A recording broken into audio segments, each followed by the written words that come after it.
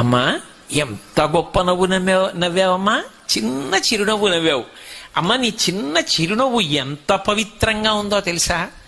అమ్మ నవ్వితేనే ఎంత పవిత్రంగా ఉంటుంది, ఎంత ప్రేమగా ఉంటుంది అమ్మ నవ్వు. అసలు ఆ అమ్మ నవ్వు, అమ్మ ఉండడం, అమ్మ ప్రేమ, అమ్మ చేతి అన్నం తినడం జీవితంలో గొప్ప అదృష్టం. అది ఒకసారి కోల్పోయిన వాడు మళ్ళీ పొందాలి అంటే అమ్మ లాంటి వాళ్ళు ఉంటారేమో, కానీ అమ్మగా నిలబడగలిగిన వాళ్ళు మాత్రం అమ్మ ఒక్కతే. ఆ అమ్మ ప్రేమ దొరకాలి అంటే మళ్ళీ జన్మెత్తాలంతే. అమ్మ అమ్మే లోకంలో. అమ్మ స్థానం లాంటి స్థానం ఇక ఉండదు.